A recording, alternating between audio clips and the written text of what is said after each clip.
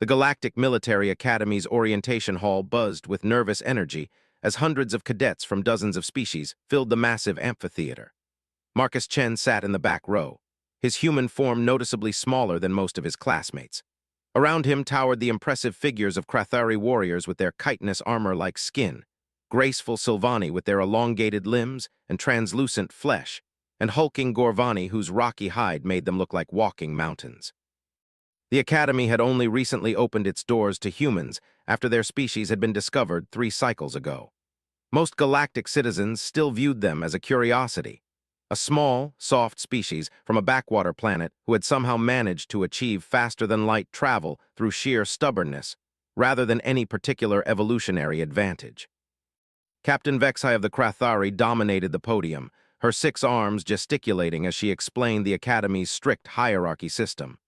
"The strong protect the weak," she declared, her mandibles clicking with authority. "Those with superior predatory instincts naturally rise to leadership positions. This is the way of all civilized species." Marcus noticed how the other cadets nodded along, accepting this as universal truth. The Krathari, after all, were apex predators on their homeworld. The Gorvani had evolved from pack hunters who could crush stone with their bare hands. Even the seemingly delicate Sylvani possessed venomous barbs that could paralyze creatures 3 times their size. Humans, by galactic standards, were prey animals. They had forward-facing eyes, yes, but they lacked natural weapons, armor, or toxins. Their homeworld was considered remarkably tame by galactic standards.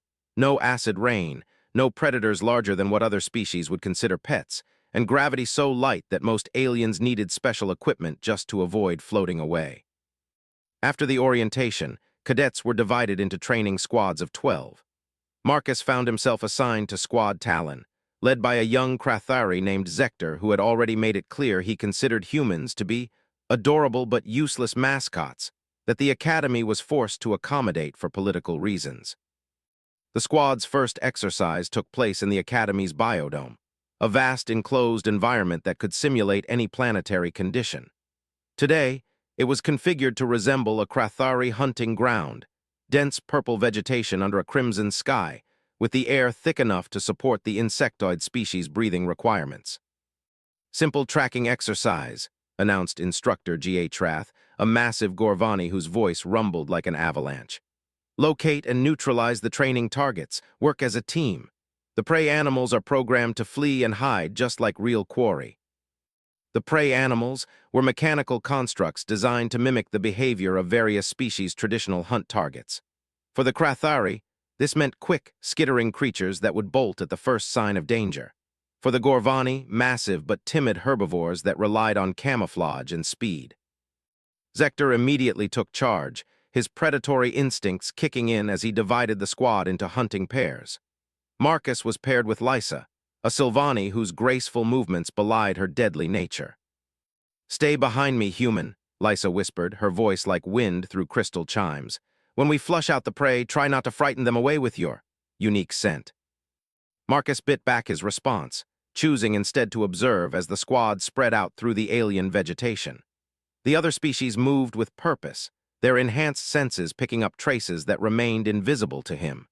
The Krathari could detect pheromone trails days old, while the Gorvani could hear heartbeats from hundreds of meters away.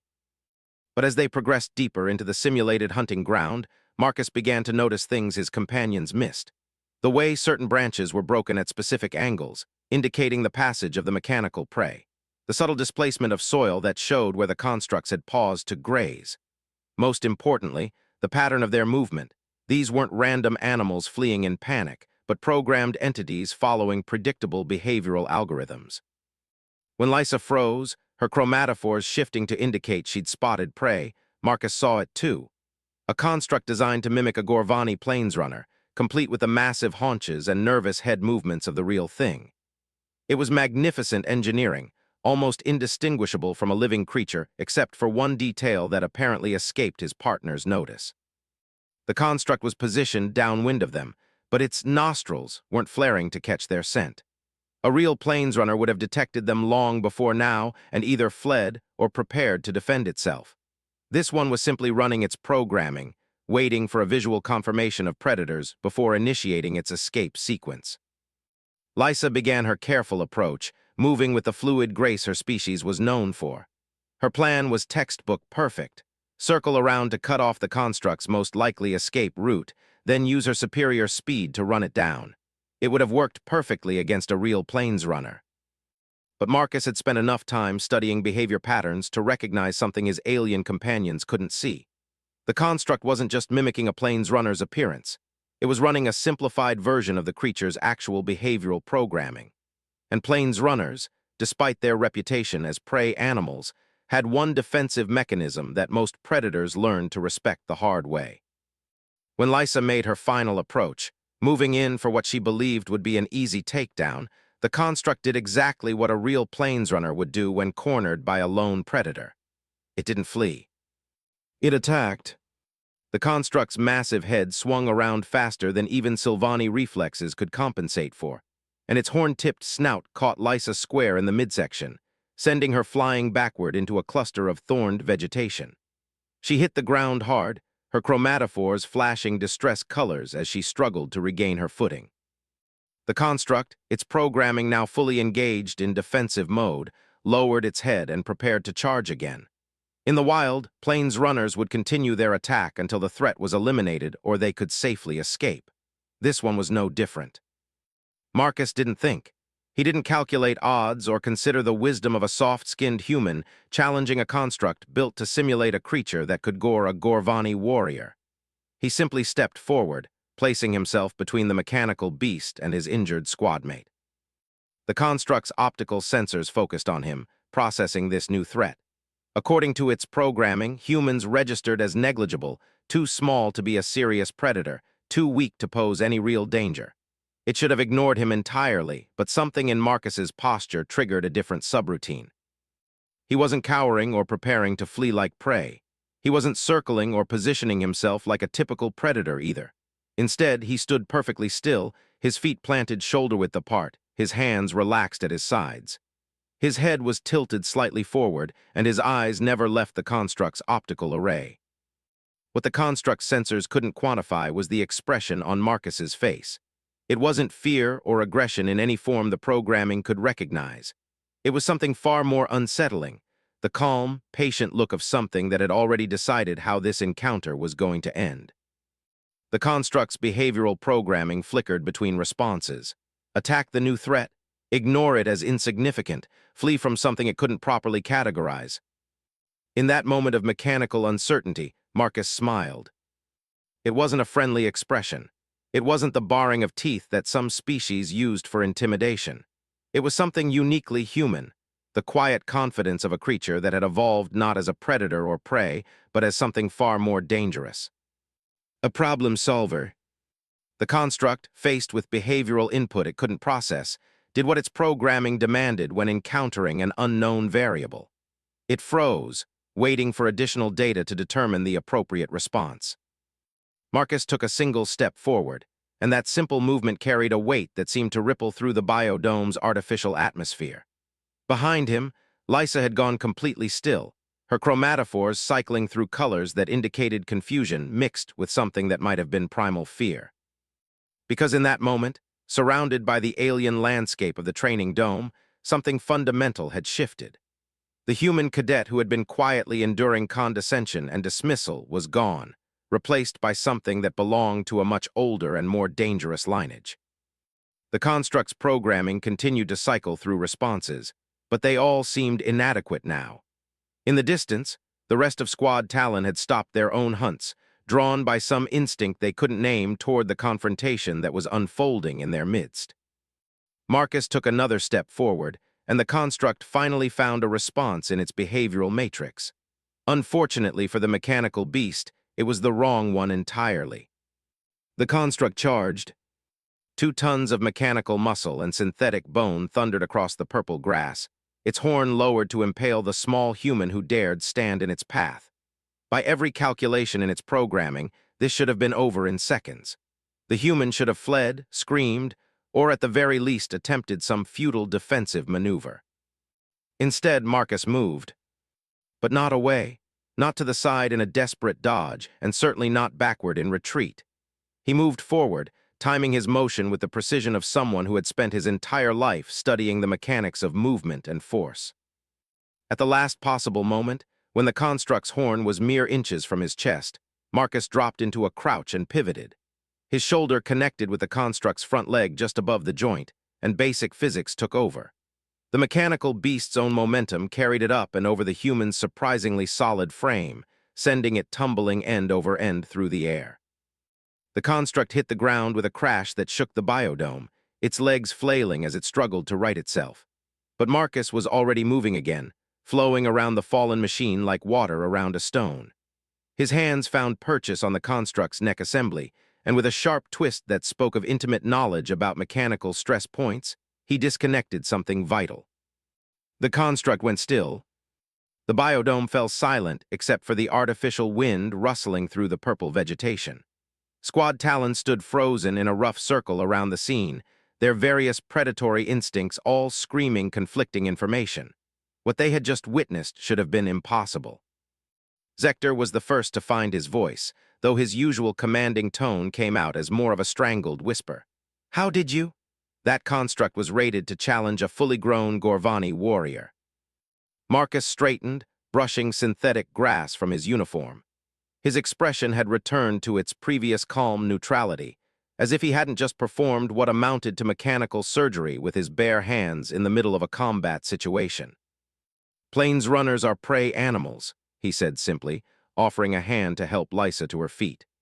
"But they didn't survive on a planet full of predators by being helpless. They developed a charging attack specifically to deal with overconfident hunters who thought size was the only factor that mattered." Lysa accepted his assistance, her chromatophores still cycling through confused patterns. "But how did you know it would charge instead of flee? And how did you move like that? Humans aren't supposed to be capable of." "Of what?" Marcus interrupted gently. "Of understanding basic biomechanics, of recognizing behavioral patterns, of using physics." The Silvani female had no answer for that.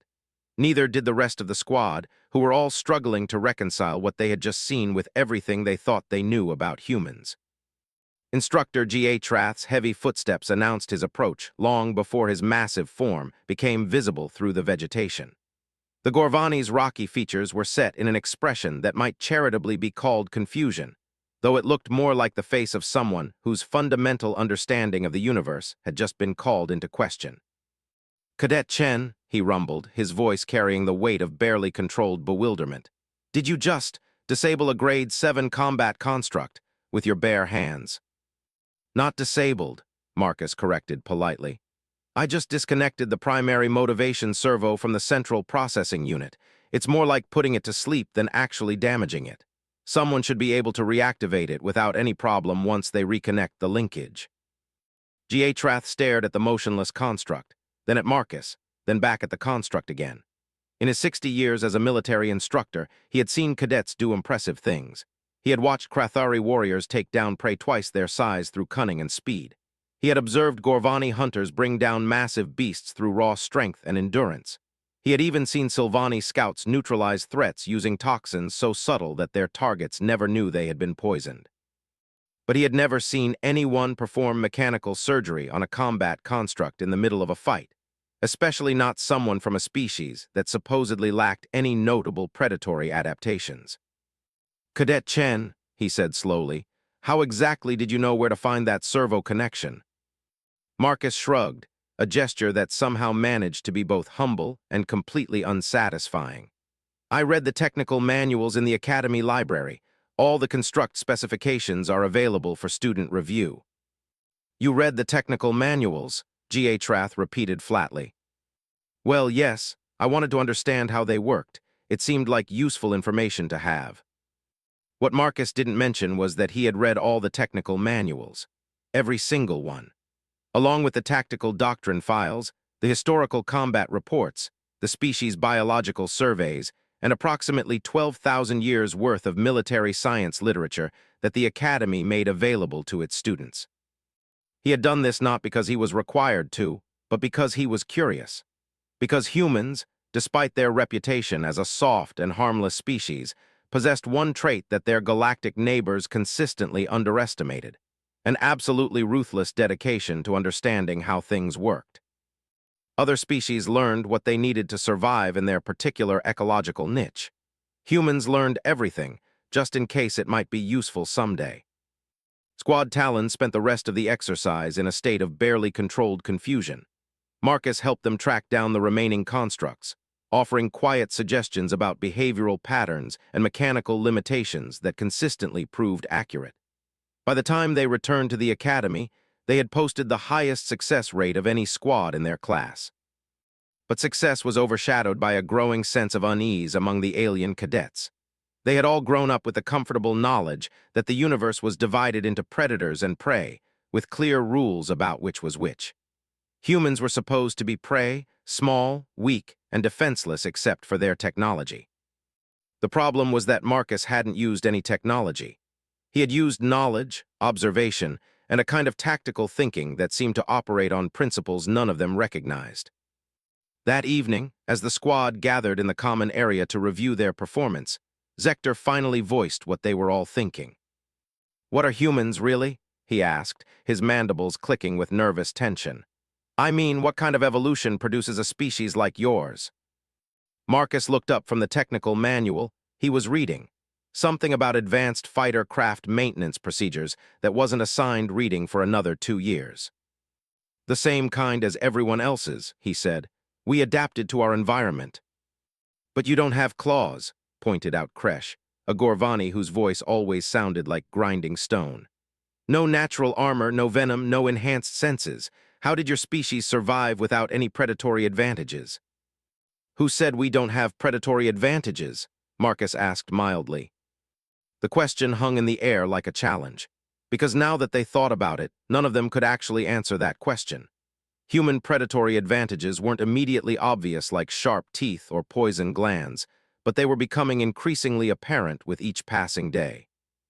The ability to absorb and synthesize vast amounts of information, the capacity to recognize patterns that others missed, the willingness to experiment with tactics that seemed impossible until they worked. And perhaps most unsettling of all, the tendency to remain calm and analytical in situations that sent other species' fight-or-flight responses into overdrive. Lysa's chromatophores shifted to a pattern that indicated deep thought mixed with growing concern. "Marcus," she said carefully, "what kind of predators were humans on your homeworld?" Marcus considered the question for a long moment, and when he finally smiled, it carried the same unsettling quality that had frozen the combat construct. "The kind that other predators learned to avoid," he said simply.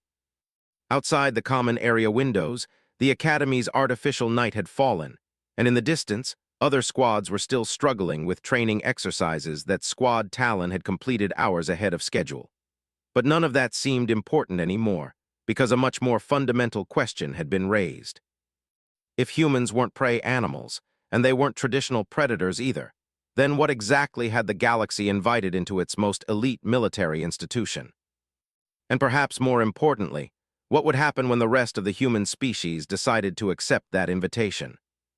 3 weeks into their training at the Galactic Military Academy, Squad Talon faced their first real test, War Games. The exercise was designed to pit different squads against each other in simulated combat scenarios, using the Academy's most advanced training facilities. Each squad would be given a base to defend and objectives to capture, with sophisticated monitoring systems tracking their every move. It was meant to be the ultimate test of tactical thinking, teamwork, and species-specific combat advantages.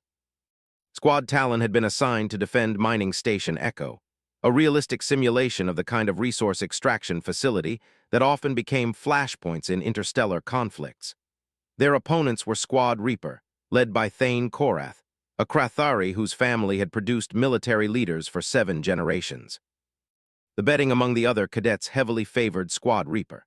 Not only did they have superior numbers, 14 members compared to Squad Talon's 12, but their roster read like a catalog of galactic military excellence. 3 Krathari warriors with enhanced reflexes and natural armor. 4 Gorvani heavy assault specialists whose strength could punch through reinforced steel. 2 Sylvani infiltration experts whose toxin capabilities could incapacitate an entire enemy unit. Squad Talon, by comparison, had Marcus, The wargame began at 600 hours, Academy time. Squad Reaper immediately implemented a textbook assault strategy, using their Sylvani scouts to gather intelligence while their Gorvani heavies prepared for a direct assault on the mining station's main entrance. It was a proven tactical approach that had succeeded in 93% of previous wargame scenarios. Squad Talon's response was different. Instead of preparing defensive positions or planning counterattacks, Marcus had spent the previous evening studying mining station schematics. Not just Echo Station, but every mining facility design in the Academy's database. He had cross-referenced equipment specifications, analyzed power distribution systems, and calculated load-bearing capacities for various structural components. When Zector asked about defensive strategy, Marcus had simply said, "The best defense is making sure there's nothing worth attacking." Now, as Squad Reaper's scouts reported back that mining station Echo appeared to be completely abandoned, Thane Korath was beginning to understand what Marcus had meant. "Where are they?" demanded Vash, one of Squad Reaper's Krathari scouts, her compound eyes scanning the empty corridors of the mining facility. "The thermal sensors show no heat signatures anywhere in the complex." Korath's mandibles clicked with frustration. According to the exercise parameters, Squad Talon should have been defending the station's central control room, where the primary objective beacon was located. Instead, they seemed to have vanished entirely. "Spread out," he ordered. "Search every level, they have to be here somewhere." What Squad Reaper didn't know was that Marcus had spent their first day at the station identifying its weaknesses. Not tactical weaknesses, structural ones. Mining stations were built to extract valuable resources from asteroids and planetoids, which meant they needed to be both robust enough to handle heavy industrial equipment and modular enough to be reconfigured as mining operations evolved. This particular station had been designed with a critical vulnerability that most military tacticians would never think to exploit. Its entire power grid ran through a series of maintenance shafts that were just large enough for a human to crawl through, but too small for any other galactic species to navigate. While Squad Reaper searched the station's main levels, Squad Talon was systematically disabling its infrastructure from the inside. Marcus had divided his squadmates into 3 teams. Lysa and 2 others were in the environmental systems, quietly introducing harmless but detectable gas traces that would set off contamination alarms. Kresh and his Gorvani partner were in the lower levels, using their strength to manually disconnect power couplings that would take hours to repair. The Krathari members of Squad Talon were positioned in the ventilation system, ready to move quickly once Marcus gave the signal. Marcus himself was in the central power distribution center, methodically working his way through the station's electrical grid with the same calm precision he had shown during the Construct incident. The first sign Squad Reaper had that something was wrong came when the station's lighting began to flicker. Then the artificial gravity fluctuated, causing several of their Gorvani heavies to float helplessly near the ceiling until emergency systems kicked in. "What's happening?" Korath demanded, but his communications specialist could only shake her head in confusion. "All systems show normal operations," she reported, "but we're getting cascade failure alerts from sections that appear to be completely functional." That was when the contamination alarms began to sound. According to the station's automated systems, Level 7 had experienced a catastrophic atmospheric breach, exposing the entire section to toxic compounds that would require immediate evacuation and decontamination protocols. The safety systems automatically sealed that level, trapping 3 of Squad Reaper's members behind emergency blast doors. Then Level 3 reported similar contamination, then Level 5.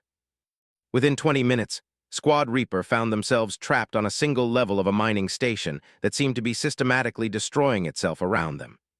Every attempt to reach the central control room was blocked by either sealed blast doors, power failures, or environmental hazards that their equipment insisted were absolutely real. "This is impossible," Korath snarled, his natural predatory instincts useless against an enemy he couldn't see or directly engage. "The station's computer systems don't have the capability to generate these kinds of failures." That was when Marcus's voice came over the station's communication system. "Squad Reaper, this is Squad Talon. We're prepared to discuss terms of surrender." The communication channel crackled with the kind of static that suggested someone was broadcasting from inside the station's communication hub. But thermal scans still showed no human signatures anywhere in the facility. Surrender, Korath's voice carried the incredulous tone of a predator who had suddenly realized he was the one being hunted. You're outnumbered and outgunned. We control the main levels of this station. Actually, Marcus replied with the same mild politeness he used when discussing technical manuals.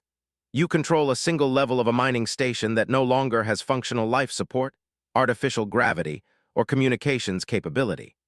Oh, and according to the safety systems, you're all suffering from acute exposure to Thraxian nerve toxin, which means you'll need immediate medical evacuation within the next 18 minutes. Korath checked his squad's status displays and found that Marcus was absolutely right. According to every monitoring system in the facility, Squad Reaper was dying of toxic exposure while trapped in a facility that was rapidly becoming uninhabitable. The War Games' automated monitoring systems agreed. Within 24 minutes of the exercise beginning, they declared Squad Talon the winner based on successful neutralization of all enemy combatants through environmental manipulation and strategic resource denial. Squad Reaper had never even seen their opponents. The post-exercise debriefing was conducted in complete silence, while Academy instructors reviewed recordings of the war game with expressions that suggested they were watching something that violated several fundamental laws of physics. Finally, Instructor G.A. Trath cleared his throat with a sound like grinding mountains. "Cadet Chen," he said slowly, "how did your squad disable an entire mining station's infrastructure without triggering any security alerts?" "We didn't disable it," Marcus corrected. "We just redirected it. Mining stations are designed to shut down automatically when they detect certain environmental hazards. We simply provided the environmental hazards." "But the contamination readings were completely accurate," Marcus interrupted. "Silvani metabolic byproducts do register as contamination if they're concentrated in an enclosed space, and Gorvani strength can disconnect power couplings in ways that create exactly the kind of electrical feedback patterns that mining station computers interpret as system failures." Instructor Vashti, a Silvani whose expertise in infiltration tactics was legendary throughout the galaxy, leaned forward with the kind of intense focus that suggested she was seeing something entirely new. "Cadet Chen," she said carefully, "what you're describing isn't combat tactics as any galactic species understands them. You didn't defeat Squad Reaper through superior firepower or enhanced physical capabilities. You defeated them by turning their environment against them." "Yes," Marcus agreed. She paused, searching for words in several languages before settling on basic galactic. "That's terrifying." Because it was. What Marcus had demonstrated wasn't just tactical innovation. It was a completely different way of approaching conflict. While other species focused on enhancing their natural predatory abilities, humans had apparently evolved to manipulate their environment so thoroughly that the distinction between friend and foe became irrelevant. They didn't need to be stronger or faster or more poisonous than their enemies. They just needed to understand the rules of the universe well enough to make those rules work in their favor. As word of Squad Talon's victory spread through the Academy, a new kind of conversation began among the alien cadets. Not about human weaknesses or their amusing attempts to fit in with real military species, but about what it meant that a species had evolved to treat the entire universe as a weapon. That night, as Marcus sat in the library reading advanced texts on environmental systems engineering, Zector found him and asked the question that had been haunting Squad Talon since their first training exercise. "Marcus," he said quietly, "what happened to the predators on your homeworld? The ones that used to hunt humans before you became the dominant species?" Marcus looked up from his reading and smiled that same unsettling smile that had become increasingly familiar to his squadmates. "We didn't replace them," he said simply. "We convinced them to work for us instead." The implications of that statement would keep most of Squad Talon awake for the rest of the night, trying to imagine what kind of evolutionary pressure could produce a species that turned apex predators into allies rather than simply eliminating them. But Marcus had already returned to his reading, absorbed in a technical manual about gravity manipulation systems that wouldn't be covered in classes for another 3 years. just in case it might be useful someday. The Academy's annual combat assessment was the most prestigious event in the galactic military calendar.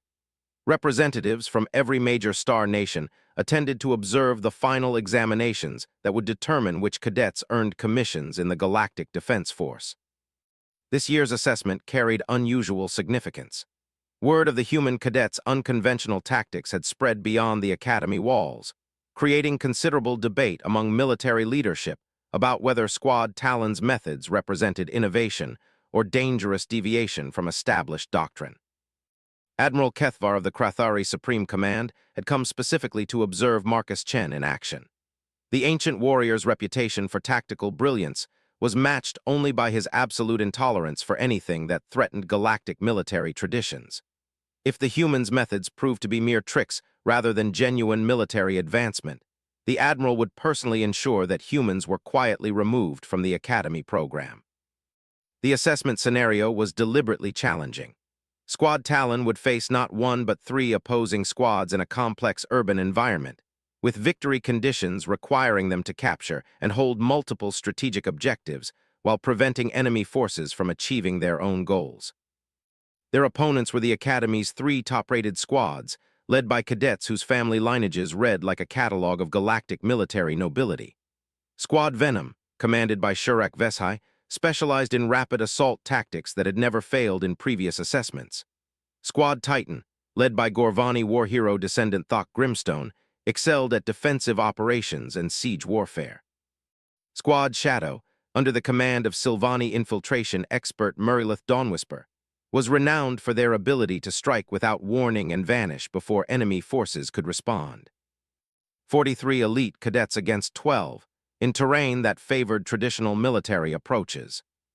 The betting among Academy observers wasn't about whether Squad Talon would lose, but how quickly they would be eliminated. Marcus spent the preparation period doing what had become his signature, reading. But instead of technical manuals, he was studying urban planning documents, municipal infrastructure reports, and city management protocols. When Zector asked about their battle plan, Marcus simply said, "We're not going to fight them." "What do you mean we're not going to fight them?" demanded Lysa, her chromatophores cycling through patterns that indicated extreme agitation. "This is a combat assessment. Fighting is literally the only thing we're supposed to do." "Fighting is one way to achieve victory conditions," Marcus corrected gently. "But the assessment parameters only require us to control strategic objectives and prevent enemy forces from achieving their goals. They don't specify that we have to do it through direct combat." The assessment began at dawn, Academy time. Squad Talon was assigned to capture and hold the city's central communication hub, power distribution center, and transportation nexus. Their opponents had similar objectives scattered throughout the urban environment. Instead of moving toward their assigned targets, Squad Talon disappeared. Admiral Kethvar watched the tactical displays with growing confusion as thermal sensors and surveillance drones failed to locate any members of the human squad. Meanwhile, Squads Venom, Titan, and Shadow were methodically advancing toward their objectives using textbook urban assault tactics. "Where are they?" demanded Colonel Sharith, the Academy's chief tactical instructor. 12 cadets don't just vanish in broad daylight." But Marcus had spent his preparation time studying more than just infrastructure reports. He had also analyzed the assessment environment itself, identifying the same kind of systematic vulnerabilities that had allowed Squad Talon to dominate the mining station exercise. Urban environments weren't just collections of buildings and streets. They were complex ecosystems of interconnected systems, power grids, communication networks, transportation hubs, waste management, atmospheric processing. And like all complex systems, they had points of failure that could create cascading effects throughout the entire infrastructure.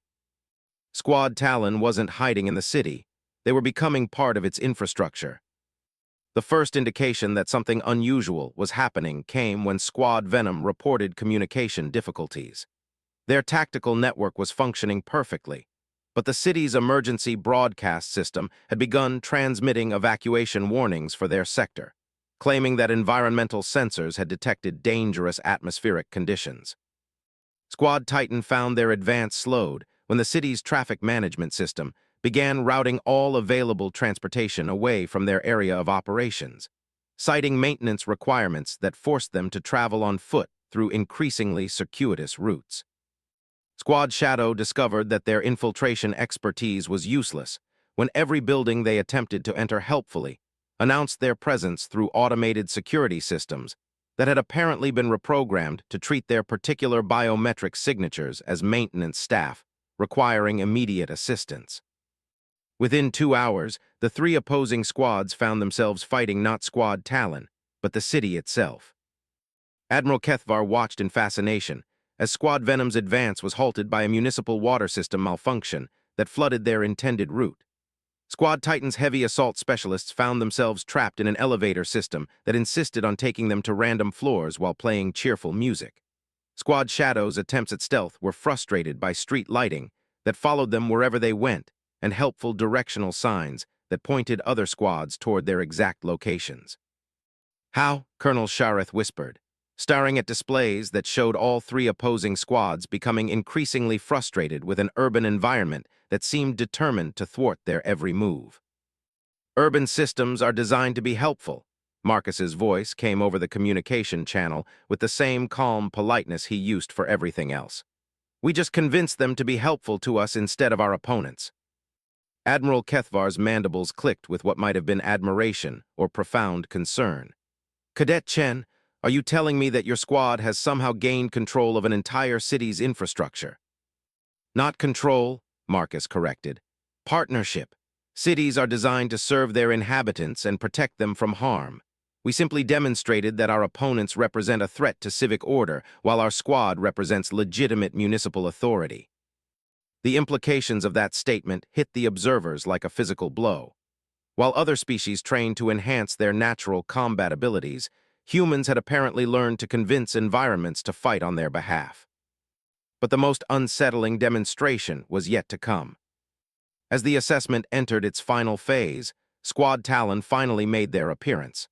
Not as a military unit conducting urban operations, but as what appeared to be city officials conducting a routine inspection of critical infrastructure. They walked openly through the streets, completely unconcerned about enemy contact, while the city's automated systems provided them with transportation, communication support, and even protective barriers whenever other squads attempted to engage them. When Squad Venom tried to ambush them at the communication hub, the building's fire suppression system activated, filling the area with obscuring foam that somehow didn't affect Squad Talon's visibility at all.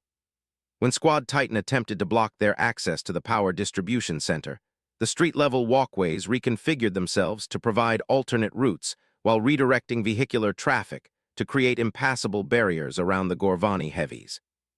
Most dramatically, when Squad Shadow tried to use their infiltration skills to reach the transportation nexus first, they found themselves locked in a municipal building whose automated systems had placed the entire facility under quarantine protocols that would last exactly long enough for Squad Talon to complete their objectives. The assessment ended with Squad Talon controlling all three strategic objectives, while their opponents remained scattered throughout a city that had apparently decided to treat them as unwelcome intruders. The post-assessment debriefing was conducted in complete silence. Admiral Kethvar studied the tactical recordings for nearly an hour before finally speaking. "Cadet Chen," he said slowly, "in 60 years of military service, I have never seen anything like what your squad accomplished today. You didn't defeat 3 elite squads through superior tactics or enhanced capabilities. You convinced an entire urban environment to serve as your ally." "Yes, sir," Marcus replied simply. "That's not a military technique. That's—" The Admiral paused, searching for words in a language that had no terms for what he had witnessed. "That's a form of environmental symbiosis that our scientists have only theorized about in laboratory conditions. Humans evolved on a planet with complex ecosystems," Marcus explained. "We learned early that survival meant working with our environment rather than against it. The same principles apply to artificial environments." What Marcus didn't mention was that human history was filled with examples of small groups overcoming vastly superior forces by turning environmental factors to their advantage. From ancient guerrilla warfare to modern urban planning, humans had always understood that the key to victory wasn't being stronger than your opponent. it was making your opponent fight the entire universe instead of just you. Admiral Kethvar's final report to the Galactic Military Command would become one of the most classified documents in galactic history. His recommendation was simple and terrifying. Humans weren't just another species seeking membership in galactic civilization. They were environmental manipulators whose understanding of complex systems bordered on prescience. In military terms, they didn't need weapons or enhanced physical capabilities because they could convince reality itself to serve their objectives.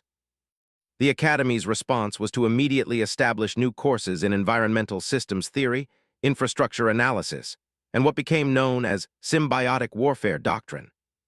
Every course was taught by human instructors who approached military science with the same calm precision that Marcus applied to everything else. But the most significant change was in how other species viewed humans. The comfortable assumption that they were harmless prey animals had been shattered, replaced by a growing realization that they might be the most dangerous species the galaxy had ever encountered. Not because they were aggressive or militaristic, but because they approached conflict with a level of systematic thinking that treated the entire universe as a potential ally. As Marcus returned to his studies, already reading texts on interstellar logistics and fleet coordination that wouldn't be covered in classes for another 4 years, his alien squadmates finally understood what made humans truly frightening. They didn't just adapt to their environment, they convinced their environment to adapt to them instead. And if they could do that with a city, what might they accomplish with an entire star system? 5 years after Marcus Chen's graduation from the Galactic Military Academy, the galaxy faced its first major crisis since the establishment of the Unified Defense Coalition. The Devourers had emerged from the galactic rim, a species of crystalline entities whose method of expansion involved consuming entire star systems to fuel their reproductive cycles. They moved through space in massive hive ships that could strip mine planets in a matter of days, leaving behind nothing but empty space and radiation. The Galactic Defense Force had mobilized its most powerful fleets, led by the finest military minds from every major species. Krathari battle groups with their lightning-fast strike capabilities, Gorvani dreadnoughts whose firepower could crack moons, Sylvani stealth cruisers that could infiltrate enemy formations undetected. For 6 months, they had achieved nothing but strategic delays. The Devourer's ships were immune to conventional weapons, their crystal hulls absorbing energy attacks and deflecting kinetic projectiles. Worse, they seemed to learn from each engagement, adapting their defenses to counter whatever tactics the defense force employed. The latest intelligence reports indicated that 17 star systems had already been consumed, with the Devourer fleet now heading toward the core worlds, where trillions of galactic citizens lived in increasingly desperate fear. Admiral Kethvar, now Supreme Commander of Defense Operations, stood in the primary briefing chamber of the command ship Righteous Fury, studying tactical displays that showed nothing but retreat vectors and casualty projections. Around the table sat the galaxy's most celebrated military leaders, their expressions reflecting the growing realization that traditional warfare might not be sufficient to stop this threat. "Our weapons are ineffective," reported General Thokmer, whose Gorvani ancestry traced back to legendary siegebreakers. "Energy weapons are absorbed, kinetic rounds are deflected, even our heaviest bombardment barely scratches their hull plating." "Infiltration is impossible," added Commander Solanis, whose Sylvani stealth techniques had been considered the pinnacle of covert operations. "Their ships don't have life support systems we can sabotage. They're essentially flying mountains of living crystal." Admiral Kethvar's mandibles clicked with frustration that bordered on despair. In all his years of military service, he had never encountered an enemy that seemed completely immune to conventional tactical approaches.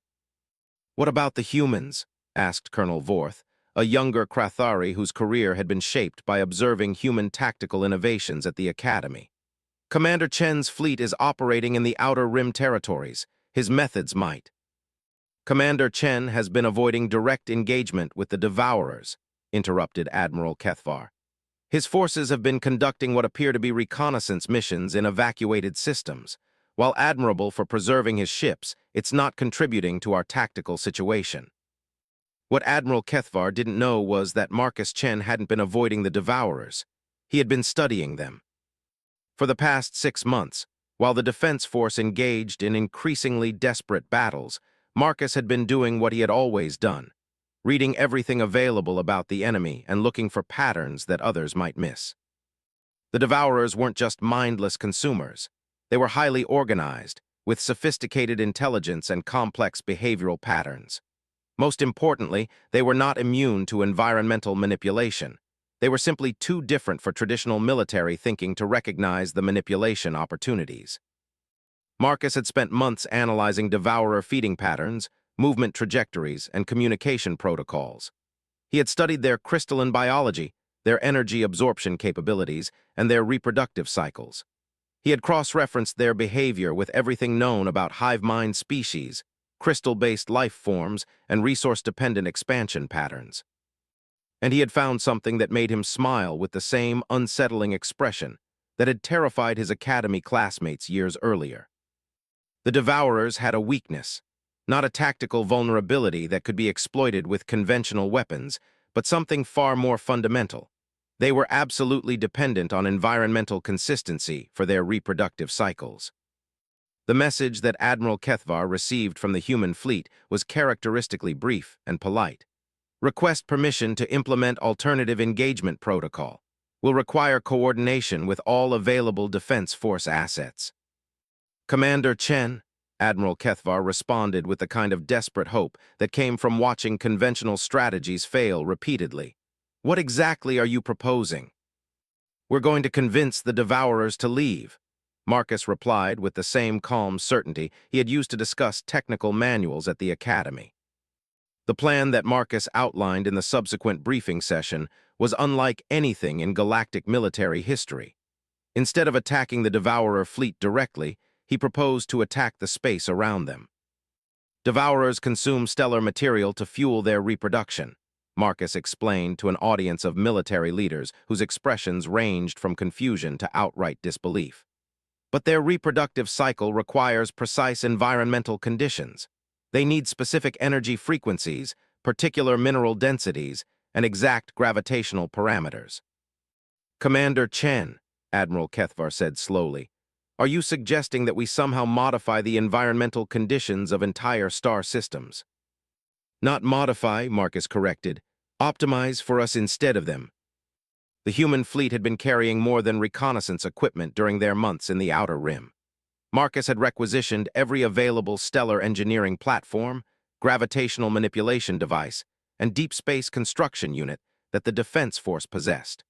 While other commanders focused on weapon systems, he had been assembling the tools for environmental engineering on an unprecedented scale. Devourers select target systems based on specific criteria, Marcus continued, displaying stellar charts that showed clear patterns in the enemy's expansion route. They require star systems with particular characteristics: stellar output within a narrow frequency range, planetary mass distributed in specific orbital configurations, and gravitational fields that support their crystal matrix formation. You want to make star systems uninhabitable for them, realized Commander Solanis. Better, Marcus replied with that familiar smile. I want to make star systems actively hostile to their reproductive biology while remaining perfectly habitable for carbon-based life forms. The implementation of what became known as the Chen Protocol required coordination between every ship in the Defense Force fleet and took place across 17 different star systems simultaneously. Human engineering teams, working with infrastructure specialists from every galactic species, deployed gravitational manipulation devices that could alter stellar orbital mechanics with surgical precision. Krathari fast attack squadrons provided security for installation teams working in contested systems.